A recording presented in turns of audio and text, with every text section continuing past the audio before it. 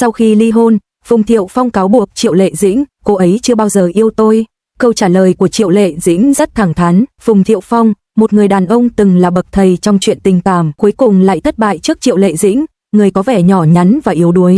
Phùng Thiệu Phong đã có linh cảm về điều này khi anh thể hiện sự bất an về hôn nhân của mình trong mùa thứ 2 của cuộc sống phiêu lưu, và thậm chí trông có vẻ già đi đáng kể. Nhiều cư dân mạng bình luận rằng có lẽ Triệu Lệ Dĩnh đã chăm sóc chồng mình quá tốt đến nỗi anh ta sợ mất cô. Chương trình Cuộc sống phiêu lưu, Phùng Thiệu Phong đã bày tỏ trong một cuộc phỏng vấn rằng dường như có vấn đề trong hôn nhân của anh. Giới truyền thông cho rằng cô ấy chỉ đang cố gắng thu hút sự chú ý.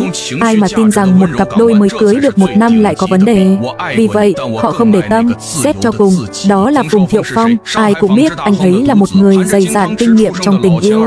Làm sao anh ấy có thể thua một cô gái quê mùa được chứ?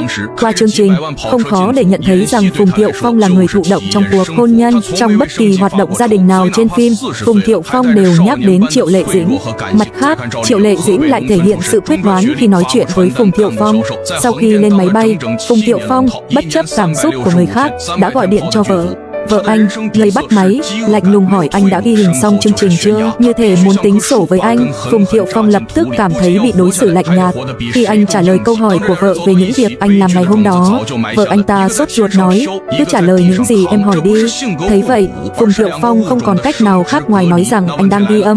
Lúc này, vợ anh ta lập tức thay đổi thái độ, niềm nở chào hỏi những người nước ngoài bên cạnh Phùng Thiệu Phong và dặn chồng cẩn thận. Sau đó, cô ta lấy cớ con thức dậy để cúp điện thoại, khiến Phùng Thiệu Phong trông rất xấu hổ. Sau đó trong chương trình, khi được hỏi về cách vợ anh an ủi anh mỗi khi anh buồn, câu trả lời của Phùng Thiệu Phong khá bất ngờ.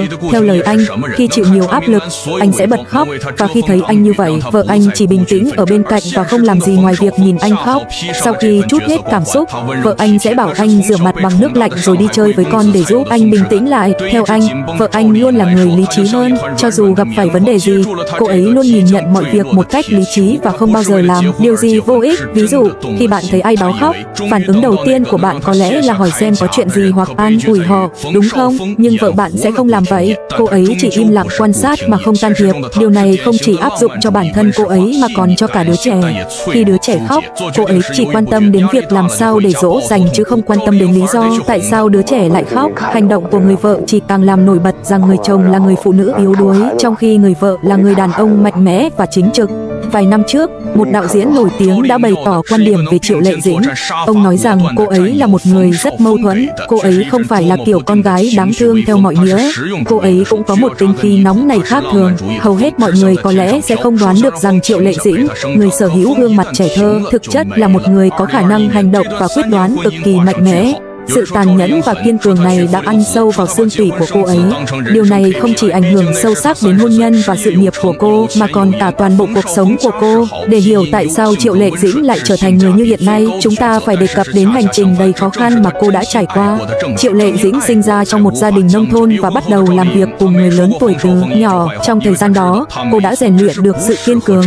Hơn nữa, do hoàn cảnh gia đình không mấy khá giả, Triệu Lệ Dĩnh đã sớm đi làm. Cô từng làm việc trong các nhà hàng và làm lễ tân. Cuối cùng, nhờ sự giới thiệu của một người bạn, cô đã có được một công việc tại một công ty không xa nhà. Mặc dù mức lương hàng tháng rất thấp, nhưng lúc đó cô rất hài lòng với công việc nhẹ nhàng này. Nhưng hồi đó, cô ấy chưa bao giờ tưởng tượng mình sẽ trở thành người như ngày hôm nay. Một ngày nọ, trên đường về nhà, Triệu Lệ Dĩnh vô tình nhìn thấy một tấm áp phích chương trình tìm kiếm tài năng có sự góp mặt của hai đạo diễn nổi tiếng Phùng Tiểu Cương và Trần Khai Thành. Vì vậy, với tâm lý muốn thử vận may, cô ấy đã vào trang đăng ký. Với nhan sắc xinh đẹp của mình, cô ấy đã vượt qua các vòng thi và cuối cùng được phân vào nhóm của Phùng Tiểu Cương. Cô ấy đã trở lại và trở thành quán quân của vòng chung kết. Điều này không chỉ mang lại cho cô ấy tấm vé vào ngành giải trí mà còn mang đến cho cô ấy rất nhiều nguồn lực. Nhưng đây chưa phải là lúc Triệu Lệ Dĩnh bắt đầu câu chuyện thành công rực rỡ của mình. Như người ta vẫn nói, đằng sau mỗi người thành công đều có vô vàn gian khổ, và Triệu Lệ Dĩnh cũng không ngoại lệ. Vì không có thế lực hay mối quan hệ, cô đã dành 7 năm làm diễn viên quần chúng trong ngành giải trí. Trong suốt thời gian dài đó, Triệu Lệ Dĩnh đã trải nghiệm sự lạnh lùng và thờ ơ vốn có trong giới giải trí. Ngược lại, Phùng Thiệu Phong sinh ra trong nhung lụa, cha anh là một ông trùm trong ngành dệt may, và theo thời gian, ông đã vươn lên đỉnh cao của ngành. Mẹ anh ở nhà chăm sóc chồng và con trai, Phùng Thiệu Phong. Mặc dù sống trong một gia đình như vậy, Phùng Thiệu Phong vẫn không hài lòng và luôn muốn thoát khỏi sự kiểm soát của cha mẹ. Sau khi đến tuổi trưởng thành, cuối cùng anh ấy đã hiện thực hóa được ước mơ của mình. Năm 19 tuổi, anh ấy được nhận vào Học viện Sân khấu Thượng Hải với thành tích học tập xuất sắc. Nhờ sự giúp đỡ của cha mình, anh ấy đã nhận được vai diễn đầu tiên trong vở kịch Những Vì Sao trên dây do Su Weiji đạo diễn ngay từ năm nhất. Điều này đánh dấu sự gia nhập chính thức của anh ấy vào ngành giải trí. Phùng Thiệu Phong, người bước chân vào ngành giải trí bằng gia thế giàu có, đương nhiên cũng không thiếu những scandal. Năm 2007, khi đang quay bộ phim truyền hình Hồng Kông, Cuộc Hành Trình, anh nảy sinh tình cảm với một nữ diễn viên đóng cùng.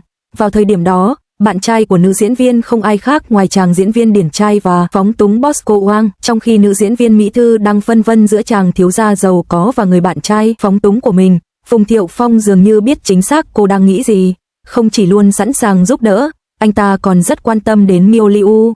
Dần dần, giới truyền thông bắt đầu nghi ngờ có điều gì đó giữa hai người. Khi được phóng viên hỏi, Phùng Thiệu Phong không hề che giấu tình cảm của mình dành cho Miêu Liu và thậm chí còn công khai nhắc đến bạn trai của cô, Bosco Wang. Nhưng lúc đó, Phùng Thiệu Phong không phải là đối thủ của Bosco Wang dày dạn kinh nghiệm.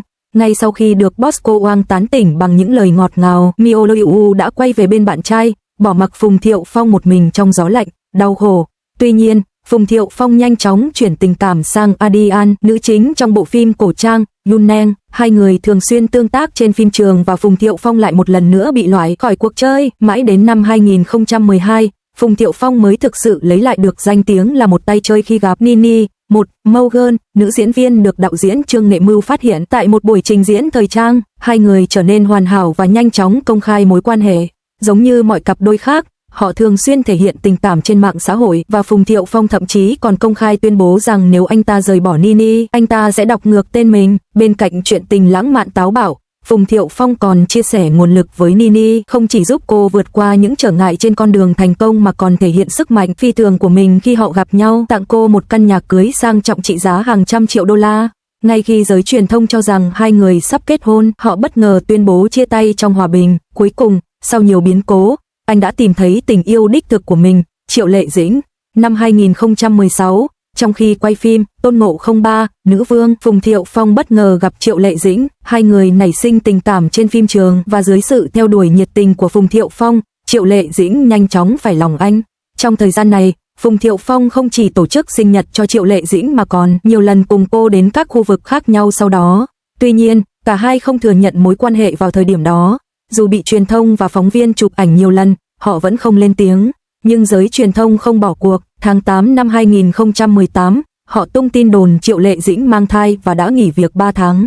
Sau khi thấy tin đồn, Triệu Lệ Dĩnh lập tức đăng tải bức ảnh cô ấy thực hiện động tác xoạc chân, dường như để phủ nhận tin đồn. Sau đó, vào tháng 10 cùng năm, đúng ngày sinh nhật của mình, cô đăng tải giấy chứng nhận kết hôn với Phùng Thiệu Phong, khiến giới truyền thông và cư dân mạng bất ngờ. Tháng 3 năm sau, cô và Phùng Thiệu Phong chào đón con trai.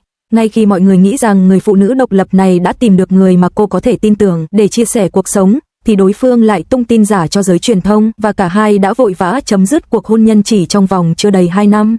Triệu Lệ Dĩnh thậm chí còn không đòi quyền nuôi con, mặc dù họ được mệnh danh là cặp đôi ly hôn đàng hoàng nhất trong làng giải trí, nhưng nhìn vào sự nghiệp của cả hai, một người đang thăng tiến trong khi người kia ngày càng đi xuống. Sau khi ly hôn, Triệu Lệ Dĩnh không dùng trí tuệ cảm xúc để nổi tiếng. Thay vào đó, cô đã vượt qua những giới hạn của bản thân giữa những biến động. Trước đây, mọi người thường chỉ trích cô là thiếu tinh tế. Mặc dù Triệu Lệ Dĩnh không phản bác, cô đã hành động bằng cách tham gia một bộ phim truyền hình chân thực về cuộc sống nông thôn và tạo dựng tên tuổi cho mình sau khi tái hôn bằng khả năng diễn xuất xuất sắc. Ngược lại, Phùng Thiệu Phong dần biến mất khỏi tầm mắt công chúng sau khi ly hôn và anh hiếm khi tham dự các sự kiện liên quan. Khi xuất hiện trở lại trước công chúng, anh không còn là chàng trai trẻ đầy sức sống như xưa. Không chỉ tăng cân, khuôn mặt anh còn sưng phù và đôi mắt không còn vẻ rạng rỡ như lần đầu gặp nhau sau khi chia tay Triệu Lệ Dĩnh.